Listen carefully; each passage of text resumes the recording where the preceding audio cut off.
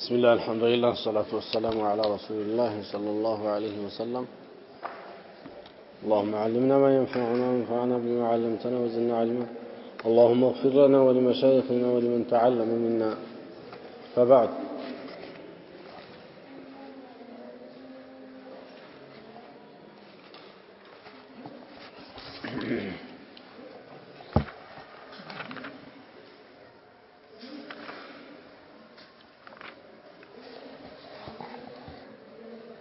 وعن عبد الله بن عمر رضي الله عنهما أن تلبية رسول الله صلى الله عليه وسلم لبيك اللهم لبيك لبيك اللهم لبيك لبيك لا شريك لك لبيك إن الحمد والنعمة لك والملك لا شريك لك. قال: وكان عبد الله بن عمر يزيد فيها لبيك لبيك وسعديك والخير بيديك والرغباء إليك والعمل. عبد الله بن عمر رضي الله تعالى عنهما يا رسول صلى الله عليه وسلم تلبية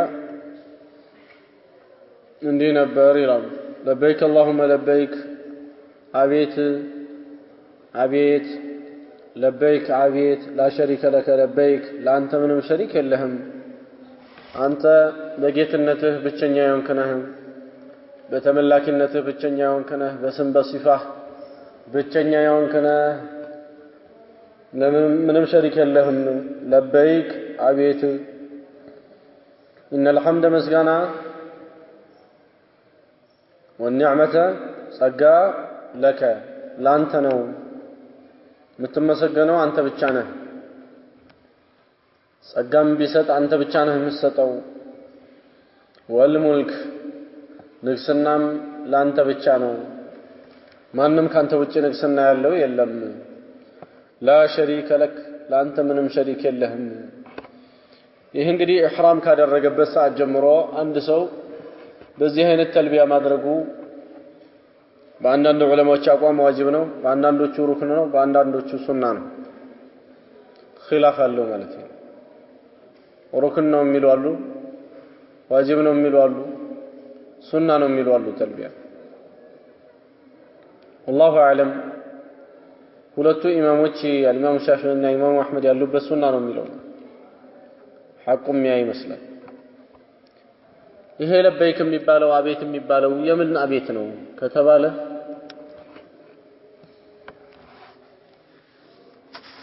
ነብዩላህ ኢብራሂም አለይሂ ሰላቱ ወሰላም የካዕባው ድጋሚ ሰሪ እሳቸው ነበሩ። ካዕባው ሲጀመር በመጀመሪያ እንደ ጀማሪ የጀመሩት ነብዩላህ ኢብራሂም አይደሉም። ከዛ በፊት እንደነበረ የሚጠቁም የአላህ ቃል አለ። ኢነ አወለ በይት ውዲዐ ሊናስ ለለዚ ቢበከተ ሙባረከን ወሁደን ሊልዓለሚን። ከቤት ሁላ የመጀመሪያው የአላህ ቤት የሆነው ካዕባ ነው እያለ ይናገራል ማለት ነው። ለለዚ ቢበከ ማለት ለለዚ ቢመካ ማለት ነው። መካ በካ ይባላል። ሁሉም ስሟ ነው። አላሁ ስብሓነሁ ወተዓላ በካም ብሏታል ቁርአን ላይ። ኡሙል ቁራም ተብላለች። የቀሪያዎች በአጠቃላይ የመንደሮች በአጠቃላይ እናት ናት። የመሬት እምብርት ናት። ህዝብ በአጠቃላይ ወደዛ ዞሮ የሚሰግድባትና ሄዶ የሚጎበኛትም ታላቅ ስፍራ ናት። ለበይክ የሚለውን እንግዲህ ከመሰረቱ ለማምጣት ፈልጌ ነው። ይሄ ቤት በዚህ አይነት አላሁ ስብሓነሁ ወተዓላ መሬትን ከፈጠረበት ሰዓት ጀምሮ የነበረ ነው። ከነብዩላህ አደም ጀምሮ የነበሩ መልእክተኞችና አንቢያዎች ካዕባን ያልዘየረ የለም። በዛ በኋላ የኑህ ዘመን ላይ አለይሂ ሰላቱ ወሰላም መሬት በከፍተኛ ከሰማዕ በወረደ ውሃና ከመሬቱ በከፍተኛ በፈለቀ ውሃ ተጥለቅልቃ ስለነበር ካዕባው ፈርሶ ላዩ ላይ ደለል ነበረበት። ከኑህ በኋላ ከተላኩት መልእክተኞች ውስጥ ታላቁ የሆኑት ነብዩላህ ኢብራሂም ናቸው። ከነብዩ ሰለላሁ ዐለይሂ ወሰለም በመቀጠል ታዲያ በቅርቡ የተላኩት ኢብራሂም ስለነበሩ አላሁ ሱብሓነሁ ወተዓላ ይህንን ቤቱን እንዲሰሩ አዘዛቸው ማለት ነው። እንዲሰሩ ሲያዛቸው መሰረት አለው። ከመሰረቱ ነው አንስተው የሰሩት እንጂ መሰረቱ አልጠፋም ነው። ለዚህ ማስረጃው አላህ ቁርአን ላይ وإذ يرفع إبراهيم القواعد من البيت وإسماعيل ربنا تقبل منا إنك أنت السميع العليم إبراهيم أن السلج هنا إسماعيل كو ሁለታቸውም መሰረትን ከአላህ ቤት ሲያነሱ ይሄንን እያሉ ነበር ያነሱት በማለት አላህ ቁርአን ላይ ይናገራል። ስለዚህ እንግዲህ በዚህ አይነት የአላህ ቤት ተሰርቷል። ከተሰራና ካለቀ በኋላ ነብዩላህ ኢብራሂም አለይሂ ሰላቱ ወሰለም የዓለምን ህዝብ በአጠቃላይ ለሐጅ እንዲጣሩ አላህ ሱብሓነሁ ወተዓላ አዘዛቸው። እንዴት ነው ማሰማው? የዓለምን ህዝብ በሌ ድምጽ ማሰማት እኮ አልችልም ብለው ሲሉ ተጣራ እኔ አደርስልሃለሁ አላቸው አላህ። በዚህም የተነሳ እሳቸው አዩሃ الناس فحجوا ብለው ተጣሩ ማለት ነው። ሰዎች ሆይ የአላህን ቤት ተቋቁሟላችኋልና ሐጅ አድርጉ የሚል ተጣሩ።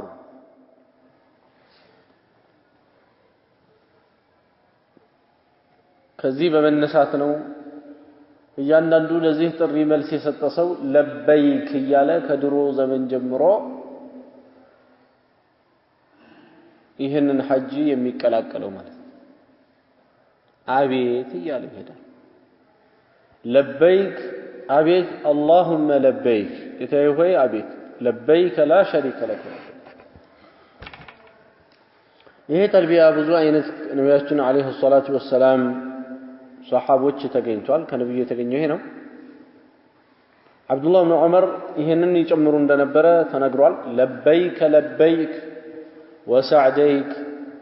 አቤት አቤት ለጥሪህ ታዛዥ ነኝ ነው አቤት ማለት። ወሰዕደይከ ማለት ደግሞ ያንተን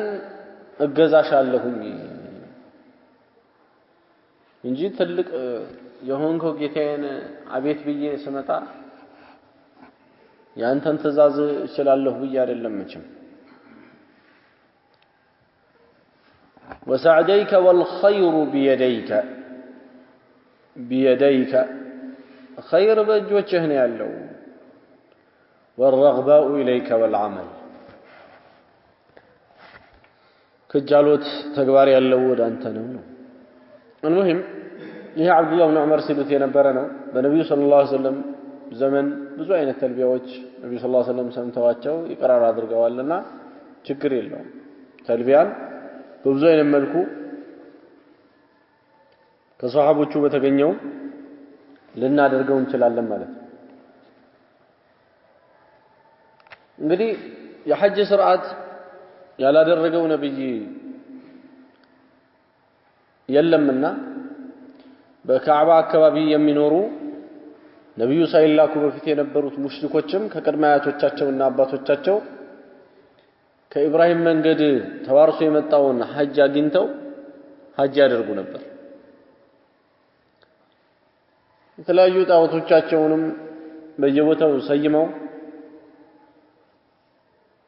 ካቆሟቸው በኋላ እነዚህን ጣዖቶቻቸውን እየተሳለሙ ከነሱም በረካ ይፈልጉ ነበር። በሁለት ፈረስ ጋላቢዎች ነበሩ ማለት ነው። አንደኛ የኢብራሂም መንገድ እንከተላለን ብለው ሐጅ ይሰራሉ። ሁለተኛ ደግሞ ኢብራሂም አለይሂ ሰላቱ ወሰለም ሲዋጋው የነበረውን ሽርክ በሐጅ ላይ ይከታሉ። አላህን Subhanahu Wa Ta'ala ሙሉ ለሙሉ የረሱት እንዳይመስላችሁ አላህን አሻረኩበት እንጂ ሙሉ ለሙሉ ሳያውቁት አልቀሩም።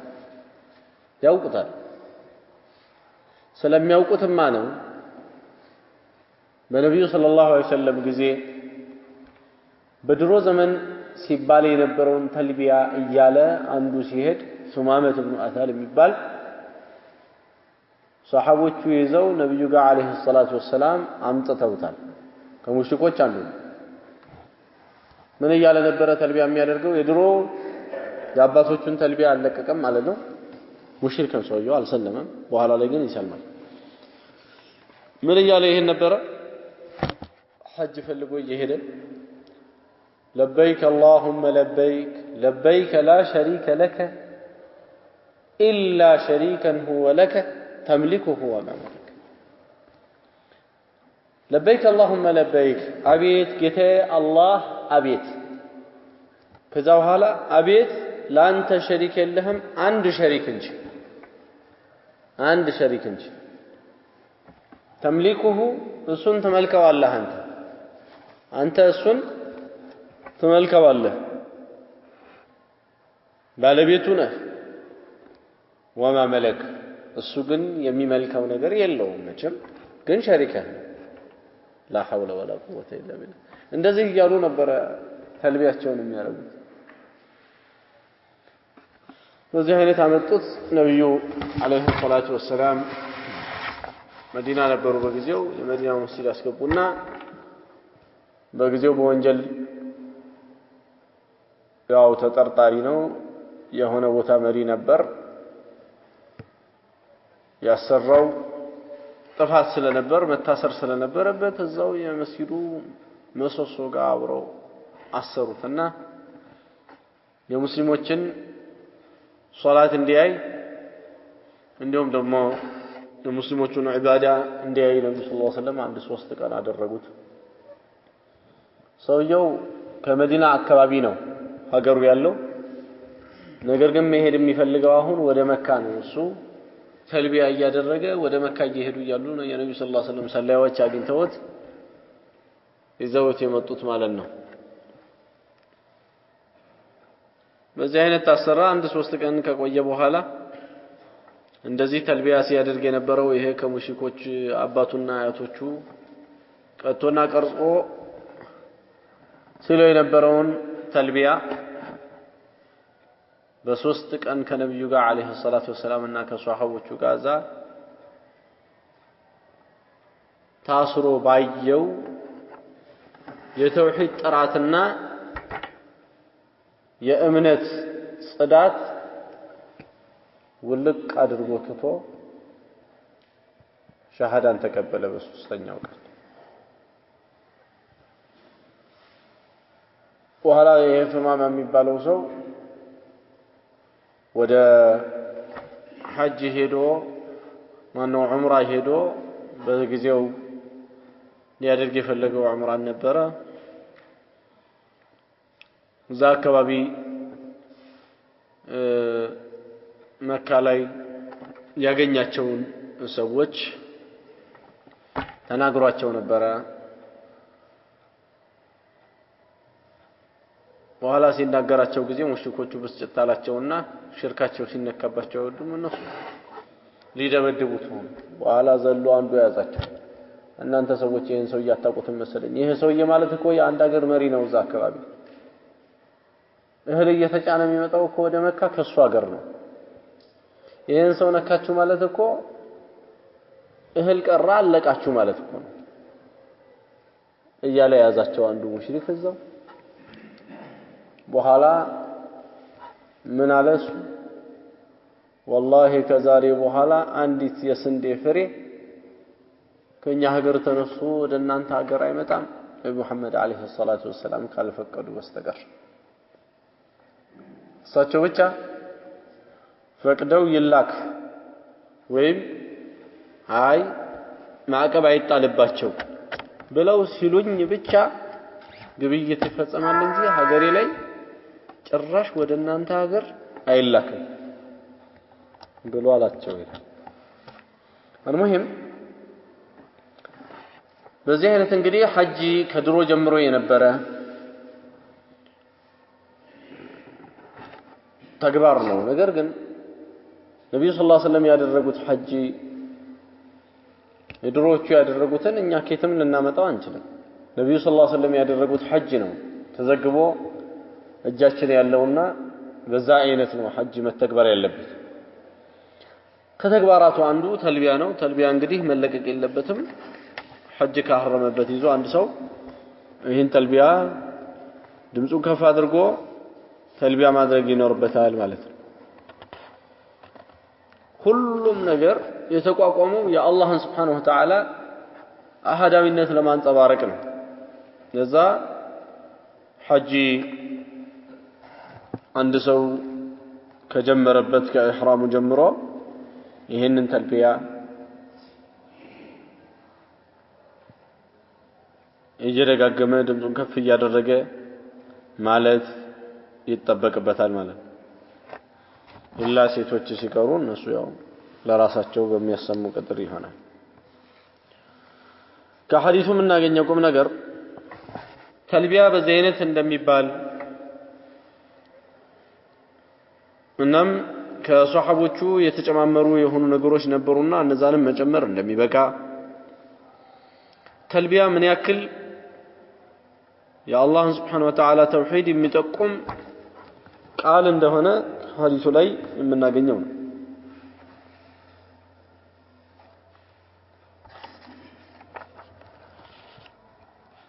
የሚቀጥለው ሐዲስ ላይ عن أبي هريرة رضي الله عنه قال قال رسول الله صلى الله عليه وسلم لا يحل لامرأة تؤمن بالله واليوم الآخر أن تسافر مسيرة يوم وليلة إلا ومعها حرمة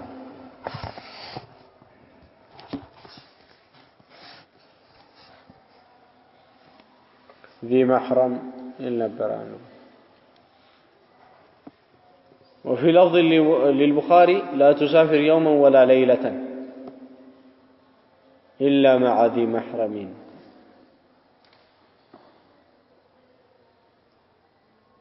يوما ولا ليلة نميلو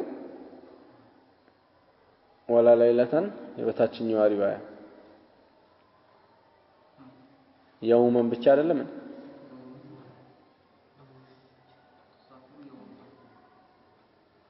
يومين لا يوما بتشار خير.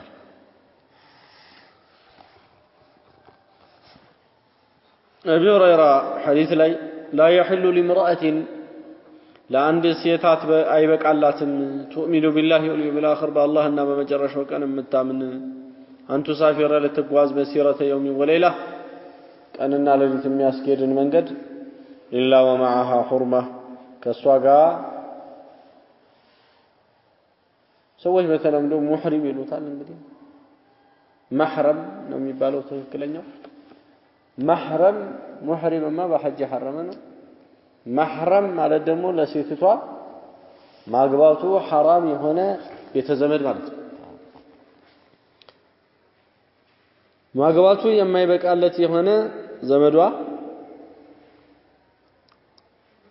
የዚህ አይነቱ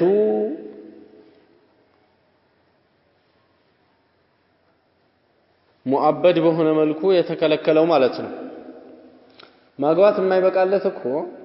ሌላም ሰው ይኖራል። ግን እኛ እዚህ ጋር የተፈለገው ዘላለም በሷ ላይ حرام የሆነ ማለት ነው እንጂ ለምሳሌ አንድ ሰው አንድን ሴት አገባ እህቷን እኮ መደረብ አይችልም አይደል? የተከለከለው ግን ለምንድን ነው? ሁለቱ በአንድ ቤት ውስጥ እህትማማች ሆነው ضرائر እንዳይሆን ለዛ ነው ሸሪዓ የከለከለው እንጂ ሙአበድ አይደለም። ለዘላለሙ አይደለም የተከለከለው። እቺን ቢፈታት ያችኛዋን ማግባት ይችላል። እቺኛዋን እህቷን ቢፈታ ያችኛዋን ማግባት ይችላል። ስለዚህ እንደ محرم ሆኖ እሱ እኔ ሸኛታለሁ ማለት አይችልም። የሚስቱን እህት የዘላለም ምን ስላልሆነች እሷ የዘላለም አጅነብይ አይደለችም የዘላለም ምን አይደለችም የዘላለም የምትከለከል አይደለችም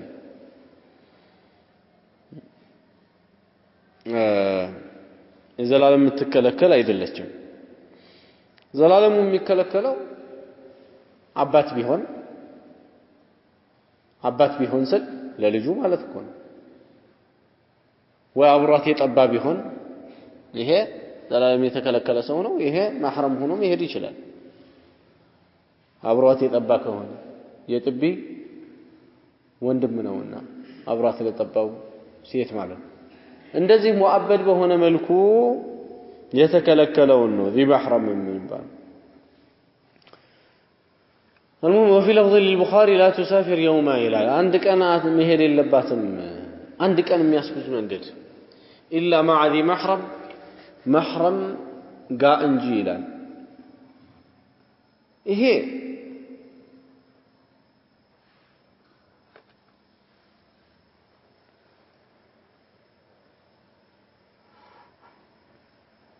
ሁለት ተንቢህ አለው እዚህ ጋር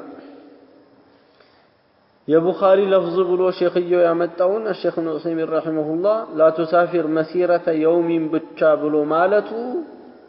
ቡኻሪ ላይ እንደዚህ አይደለም ምንም የሚለያይ ነገር የለውም ነው የሚሉት يوم ولا ليلة ብሎ ነው የሚለው ነው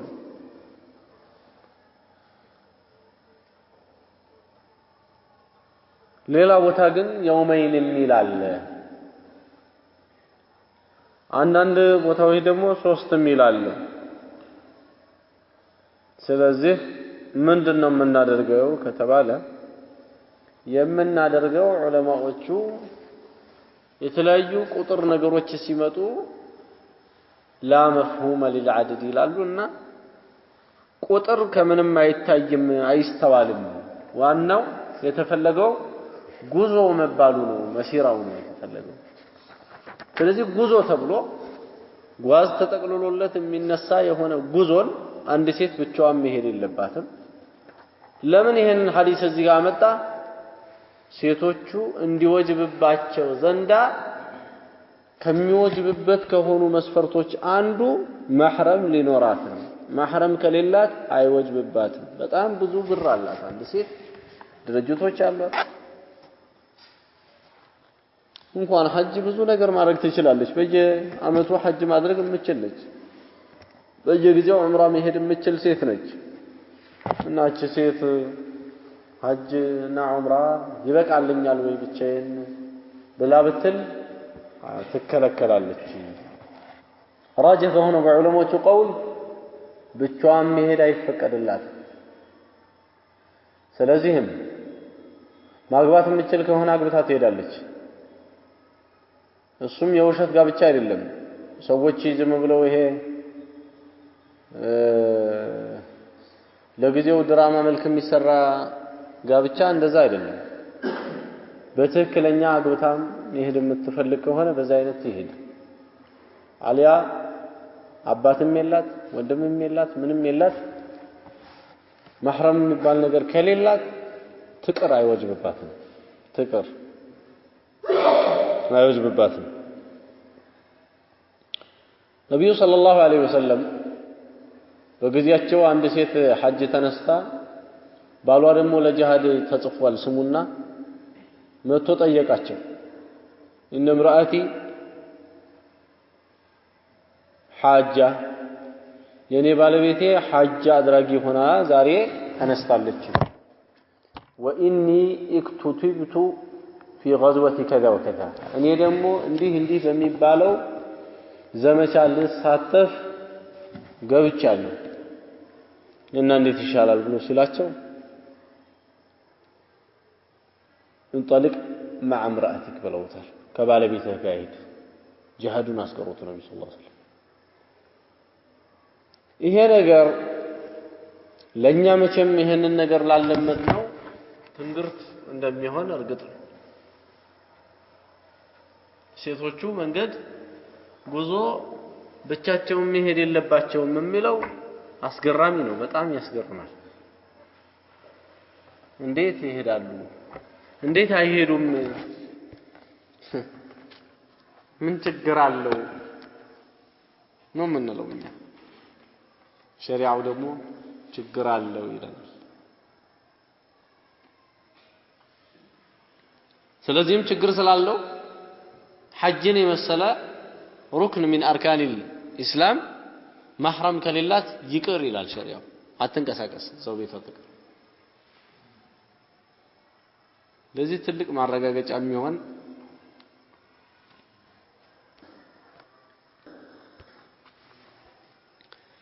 ከሐዲሱ የምናገኛቸው ቁም ነገሮች ሴት ልጅ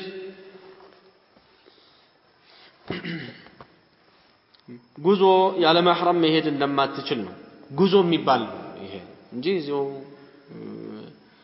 ታክሲ እንደው ዝም ብሎ እንትን ማለት ከሆነ ከተማ ውስጥ ወይም ደግሞ ከከተማ ውስጥ የሚባል ቀድር ያለ እዚሁ ከሆነ ያ ችግር የለውም ነገር ግን ጉዞ የሚባል በቃ እኔ መንገድ እየሄድኩ ነው የሚባልበት ሰላት ሄዶ የሚያሳጥርበት ምናምን አይነት ርቀት ከሆነ ሴት ልጅ ይሄን ያክል ርቀት መሄድ አይበቃላትም ብቻዋን ሌላው አንዳንድ ዑለማዎች ማሊክያዎችን የመሰለ ሶስቱም አይማዎች አይቻልም ብለው ማሊክያዎች ግን ምን ብለዋል ከሚታመኑ የሴት ጀማዓዎች ጋር ብትሄድ ችግር የለውም ለሐጅ ብለዋል ለሐጅ ነው እነሱ የሚለው ለሐጅ ከሚታመኑ የሴት ጀማዓዎች ጋር አብራ ብትሄድ ችግር የለውም ይላሉ ማሊክያዎች ነገር ግን ከማስረጃ አንፃር ሲታይ የሚታመን የማይታመን የሚባል የሴት ጀማዓ ነብዩ ሰለላሁ ዐለይሂ ወሰለም አላስቀመጡም ነብዩ ሰለላሁ ዐለይሂ ወሰለም ኢላ መዐ ذي محرم ብለው ነው ያሉት ስለዚህ ጅምሁሩ ዑለማ ያሉበት ወይም አብዛኞቹ ዑለሞች ያሉበት አቋም ቀደም ያብራራ ነው በለሐጅ እንግዲህ እንደዚህ መስፈርት ሆኖ አይቻልም ከተባለ ለሌላ ነገር ደግሞ ጭራሽ አይቻልም ማለት ነው እና አንዳንድ ሰዎች ኑሮን ለማሸነፍ ወይም ከኑሮ ጋር ትግል ለማድረግ ብለው እንግዲህ ከዚህ ተነስተው ወደ ውጭው ዓለም ሴቶቹ ይሄዳሉ እና ይሄ ጥፋት መታወቅ አለበት ጥፋት መሆኑን አንድ ሰው እያወቀ ነው መግባት ያለበት ጥፋት እዛ ሄደው መስራታቸው ነው ወይ ጥፋት እሱም ጥፋት ሊሆን ይችላል ይጨመርለታል እሱም ጥፋት ሊሆን ይችላል ጉዞ ነው ከባዱ ጥፋት ጉዞ ነው ብቻቸውን መሄዳቸው አንድ ከዛ በኋላ እዛ የሚያርፉበት ደግሞ ምናልባት ጥሩ ካልሆነ ቤቱ ሁለተኛ ጥፋት ይደመርበታል እዛ እኮ የሚያርፉበት ቤት ይሄኔ አላህ ነው የሚያውቀው ብቻ ለብቻ የሚያገሉበት ይሆናል የሰው ሀገር ነው የፈለገው ቢሰራ ማን ነው ለሷ ጠበቃ ሆኖ የሚቆመው ስንት ስራ ነው የሚሰራው እናም ስለዚህ ይሄ والله እንደው ቀልብ የሚያደማ ነገር ነው አንድ ሰው አላህ Subhanahu Wa Ta'ala የሰጠውን ቅስማ የማይወድ ከሆነ ሁሉ ጊዜ አተርፋለሁ ብሎ በተነሳበት ሁላ ዱንያ አኽራውን እየከሰረ መቀጠሉ የማይቀር ነገር ነው ስለዚህ አላህ በሰጠው ነገር መውደድ ነው ያለበት እዛ ሄዶ ዱንያዊ ጥቅምን አግኝቶ ሊሆን ይችላል አንድ ሰው ዲኑን ግን ይከስራል አብዛኞቹንም አይተናቸዋል እንዴት ሆነው እንደሚመጡ ማለት ነው የነብዩ ሰለላሁ ዐለይሂ ወሰለም ንግግር እውነት መሆኑን صدق رسول الله ብለን የተቀበልንበትን ነገር ነው ያረጋገጡልን ማለት ነው ስለዚህም በተለይ ባሁን ጊዜ ፊትና እንደዚህ የጨመረበት በሆነ ጊዜ ምናልባትም ሰዎች እውነትህን ነው ብለው ዛሬ ሊቀበሉኝ ይችላል የሚቀበሉኝ ግን እዛ የሚከፈለው ብር ምናልባት አነስተኛ የሆነ ስለመጣ በዚህ አይነት ሊሆን ይችላል ግን እንደዚህ አልነበረም እውነት ብሎ መቀበል ከዱንያ ጥቅም ጋር በተያያዘ ሳይሆን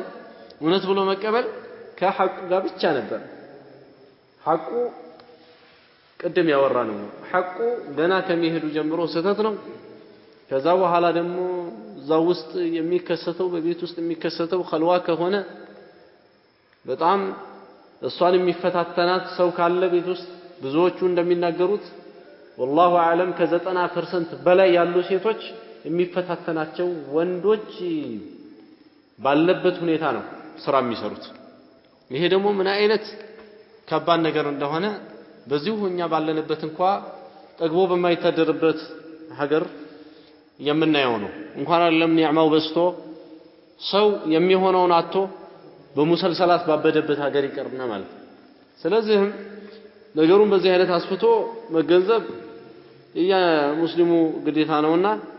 በዚህ አይነት ነው ማሰብ ያለብን ነገርን አንድ በኩል ብቻ በጠንጋራ አይን እያየን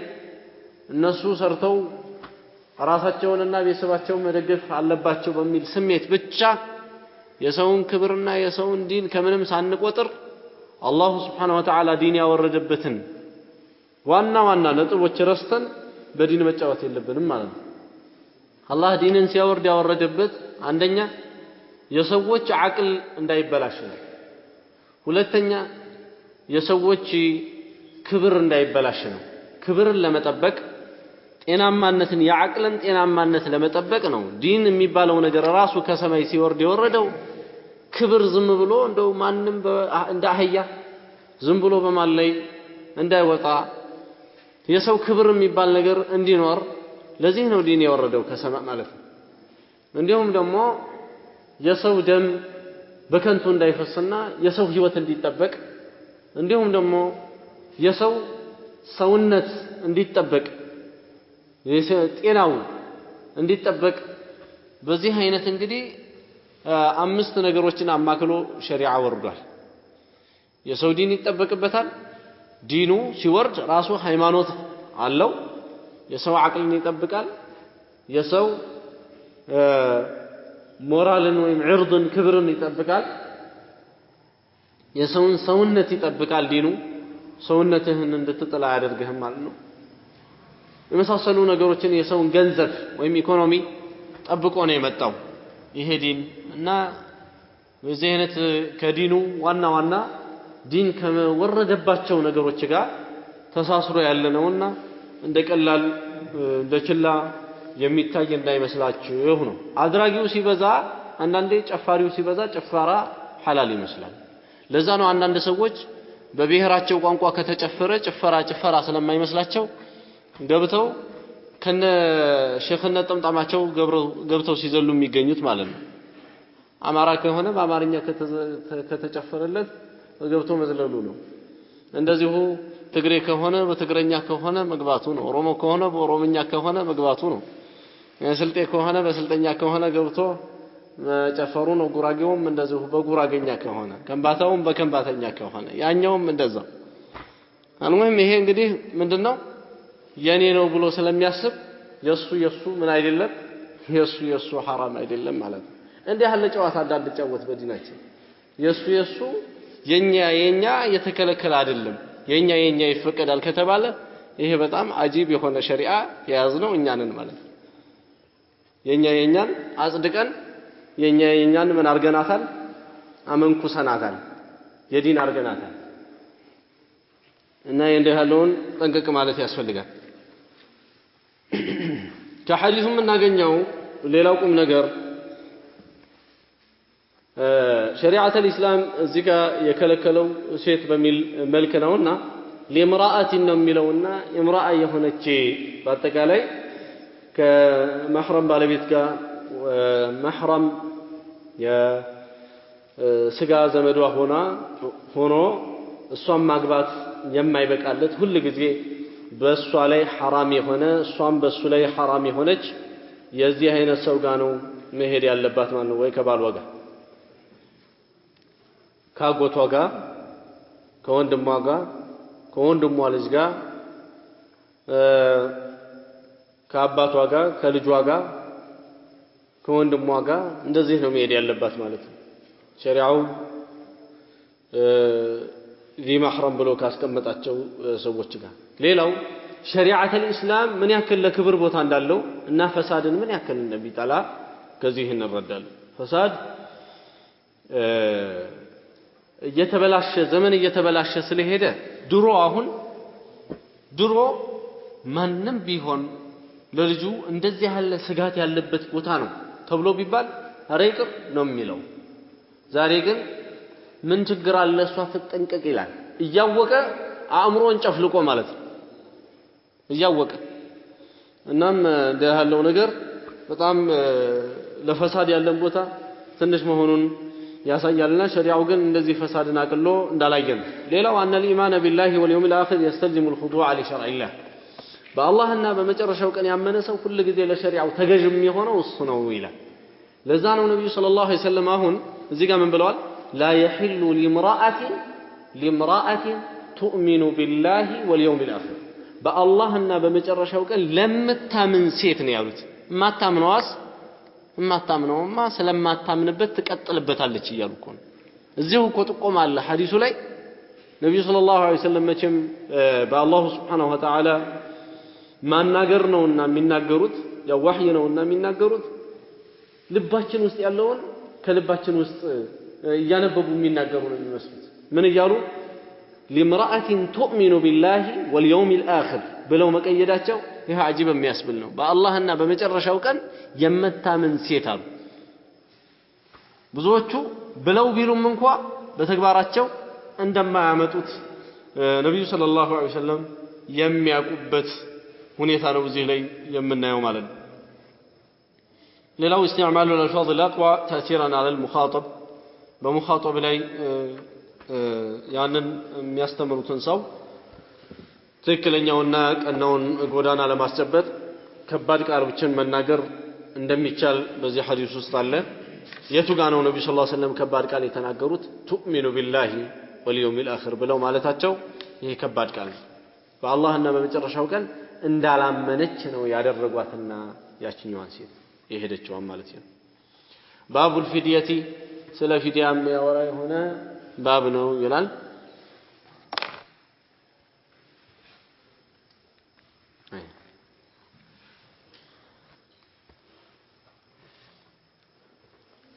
ይሄ ፊዲያ የሚናገር ባብ ነው ፊዲያ ማለት ሐጅ ላይ ዋጅብን ነገር በመተው ወይም ደግሞ የተከለከሉ ሐጁ የማይፈልጋቸው ነገሮች አሉ ሶላት ላይ ለምሳሌ መብላት እንደማይቻለው መሳቅ እንደማይቻለው ማውራት እንደማይቻለው ሐጅም ላይ እንደዚሁ የተለያዩ በአካል ቅርጽ የተሰሩ ልብሶችን መልበስ የመሰለ ከጸጉር ላይ የሆነ ነገር መቀነስ ወይም ደግሞ መላጨት የመሰለ መጨረሻ ላይ የሐጁ ስርዓት ሆኖ ራሱ ነው እንጂ ተላጭ ብሎ በሚልበት ሰዓት መላጨት ያለበት አንድ ሰው ቀድሞ ጸጉሮቹን መነካካት የመሳሰለ እንደዚህ የሚከለከል ነገር አለ ማለት ነው እነዚህን የሚከለከሉ ነገሮች የሚተገብር የሆነ እንደሆነ አሪያ ዋጅቡን የሚተው የሆነ እንደሆነ ፊዲያ አለበት ያንን ፊዳ ይነግረናል ማለት ነው أنا عبد الله بن معقل قال جلست إلى كعب بن عجرة فسألته عن الفدية عبد الله بن معقل يبالل وده كعب بن عجرة تكمت كنا سلا فديات أجكت فقال نزلت في خاصة فدية بني قدين ويوردت شندهم بالوالين كعب بن عجرة يبالو صحابة من علو أربني قدين برندهم كو يوردوا سلا فدية ما تكتيكني وهي لكم عمي يقولنا هن لأن أنت لغلاتهم تدلقوال سببون ينبركنيال ثم حملت إلى رسول الله والقمل يتناثر على وجهه والنبي صلى الله عليه وسلم تشكم وعد الرسول تامم ميلال حملت تشكم وعد الرسول إلى رسول الله والقمل كمال يتناثر على وجهه في تيلين به تأب ياله يقولوا ماله በሽታ ነበረበትና ከበሽታው ጋር ተያይዞ ጸጉርም ስለነበረው በዚሁ የተነሳ በተለይ በድሮ ጊዜ ከነበረው የመንገድ ርቀት ጋር ተደምሮ ሰውየውን በጣም አስቸግሮት ነበረ በኋላ فقال ራሱ መላጨት ነበረበት ማለት ነው ሐጅ ላይ ነው ራስ መላጨት ደግሞ ቀደም እንዳልነው የተከለከለ ነው ምን ይበጃልታል النبي صلى الله عليه وسلم متو سيتيقوا حكمون من قالوا ما كنت أرى الوجع بلغ بك ما أرى أهن ما أرى إلى الأندلس ما أرى أني أهن ما يون يأكل يدرس بحال بيكو أسبيا لوكم مالتهم أهن يأيهوتن يأكل ነገሩ ተካብዷል አልመሰለኝም ያንተህም አሉት መታመሙን ያውቃል ነገር ግን ነብዩ ሰለላሁ ዐለይሂ ወሰለም ሲጀመር ሱሐቦቹን ይቆጣጠራሉ ማን የቀረው ማን የመጣው ማን የታመመው ማን ነው የጠፋው ማን የሄደው ማን የቀረው የሚለውን ነብዩ ሰለላሁ ዐለይሂ ወሰለም ጠንቅቀው ነው የሚያውቁት ማለት ነው እንደኛ ብለው ስተው ብለው ብቻ መቆም ብቻ ሳይሆን በደንብ የጀማውን ሐለት የሚከታተሉ ነበሩና ነው ያው አላህም ሰጥቷቸዋል ሁሉን ነገር ما كنت أرى الوجع ما كنت أرى الوجع ህመምንኮ አላይም ነበር በለغ بك በአንተ ደርሷል ብዬ ما أرى አሁንም ማየውን ያክል أو ما كنت أرى الجهد بلغ بك ما أرى ወይም ደግሞ ምን አሉት ይላል ሸክ ምን አራቢ ነው ما كنت أرى الجهد ችግርን ደርሶብሃል ብዬ እኮ አላስበም ነበር በለغ بك ما أرى እኔ አሁን ያያየው ያለውትን አይነት ችግርና ትልቅ ማአት ውስጥ ገብታል እኮ ብዬ አላስበም ነበር አተጅዱ ሻተን ለማንኛውም ይሄንን ጸጉርህን ለመላጨት ፊዳ ሊሆንልህም ይችል ፍየል ወይም በግ ታገኛለህ ወይ ሻት ታገኛለህ قلت لا أرى የለም አላገኝም قال فصم 3 أيام እንዲያ ከሆነ ታዲያ 3 ቀን ጾም أو أطعم 6 مساكين ወይ ደግሞ 6 ምስኪን አብላ لكل مسكين نصف صاع ለየምስኪኑ ግማሽ صاع በማለት ነብዩ ሰለላሁ ዐለይሂ ወሰለም ተናገሩ وفي رواية فأمره رسول الله صلى الله عليه وسلم أن يطعم فرقا بين 6 مساكين فرق የሚባል መስፈሪያ ነበርና ያንን ፈረቅ በ6 ምስኪኖች መካከል አከፋፈል ብለው ነብዩ ሰለላሁ ዐለይሂ ወሰለም አዘዙት አው ወይ ደግሞ ይሁዲ ሻተን ወይ ደግሞ ከፈለክ ፍየልን ሀዲይ ረዳውት አው يصوم 3 أيام ወይ ደግሞ 3 ቀን እንደሚጾም ነብዩ ሰለላሁ ዐለይሂ ወሰለም አማረጡት ማለት ነው ስለዚህም ሐጅ ላይ የተከለከለ ነገር በመተግበር የተፈተነ ሰው ምን ያደርጋል ማለት ነው በዚህ አይነት ሶስቱን አማራጮቹን ተጠቅሞ የቀለለውን በመስራት ከላዩ ላይ ወንጀልን ማንሳት ይችላል እንጂ ወንጀለኛ ያስብለዋል ሰለፎቹ ቁርአንን በመገንዘብ ላይ አስባቡን ንዙሉን በማወቅ ላይ በጣም ሕርስ ነበራቸው ማለትን ከሐዲሱ እናገኛለን ሌላው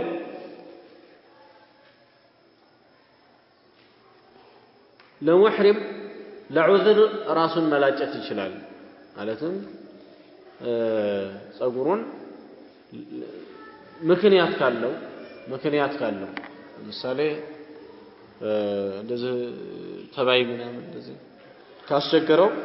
ይላጫል ከዛ ምን ያደርጋል ለዚህ ፊዲያ ያደርጋል ማለት ነው ፊዲያው ቀደም ባሳለፍነው መልክ ወይ 3 ቀን በመጾም ወይ 6 ምስኪን በማብላት እያንዳንዱ የሚያበላው ምስኪን ለሱ ሷዕ እየሰጠ ማለት ነው የሷዕን ግማሽ የሷዕ ግማሽ ማለት 1 ኪሎ ከ20 ግራም ነው በዚህ አይነት ወይ ደግሞ ያርዳል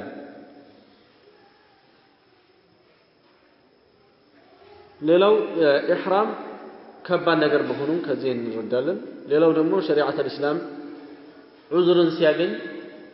المشقة تجلب التيسير በሚለው ቃዒዳ መሰረት መሸቃ ወይም ደግሞ መክበድ በሸሪዓ ላይ ሰውየው ሳይችል ሲቀር ወደ ማግራቱ አላህ Subhanahu Wa Ta'ala የከፈተበት ብዙ ነገር እንዳለ ከዚህ እንረዳለን ሰውየው አሁን የሰው ተቸግሯል ሲቸገር ግን ሸሪዓው አይ በቃ አላቅልህም አላለው አንሳና ይሄንን አድርግ በማለት መፍትሄ ያስቀመጠ ሸሪዓ ነው ሸሪዓችን የመፍትሄ ሸሪዓ ነው ነገር መፍትሄው ለነፍስ ሊከብድ ይችላል ምናልባት መፍትሄው ለነፍስ ይሄ ማለት ሁሌ በቃ እኛ ገር ነው የለመነውና የምንፈልገው እሱ ስለሆነ ነፍስያችን ጋር ይገጥማል ማለት አይደለም ገር ነው አላህ ላገራለት በርግጥ ከዚህ የባሱ ብዙ ነገሮችንም ሱናዎችንም አላህ ካዘዘው በላይ ብዙ ነገር ያደርጋል ግን ወደ መሰረታዊ ግዴታ የሆነው የሸሪዓው ክፍል ስንመጣ ሸሪዓው እኛን እየከበደን ያስጨነቀን ነገር እንደሌለ ልብ ማለት እንችላለን ማለት ነው ሌላው ሱና ቁርአንን ወይም ሱና ማለት ሐዲስ ነው ሐዲስ ቁርአንን ያብራራል አላህ ቁርአን ላይ ምንድነው የሚለው فمن كان منكم مريضا او به اذى من راسه ففدية من صيام او صدقة او نسك ብሎ ነበርና ይሄንን ይሄ ሐዲስ ሰበቡ ሆኖ የመጣው ሐዲስ በደንብ እንደሚያብራራው ሌላው ነብዩ ሰለላሁ ዐለይሂ ወሰለም ገይብን እንደማያውቁ ከዚህ ሐዲስ እንረዳለን ገይብን አውቀው በነበረ ነው ምን ብለው አይሉም ነበር ما كنت ارى እኔኮ እንደዚህ አላስብም ነበር አይሉትም ነበር ማለት ነው ለሷሐቢዩ እኔኮ አሁን አንተን ሳይ ነው እንጂ እንደዚህ እንደደረሰብህ ያወቅኩት መከራህን ችግርህን የተረዳሁት አሁን ነው እንጂ እንደዚህ እኮ አይመስለኝም ነበር እንደዚህ እኮ የሆንካ አልመሰለኝም ነበር ብለው ባላሉ ነበር ነብዩ ሰለላሁ ዐለይሂ ወሰለም ገይብን ቢያውቁ ነገር ግን ገይብን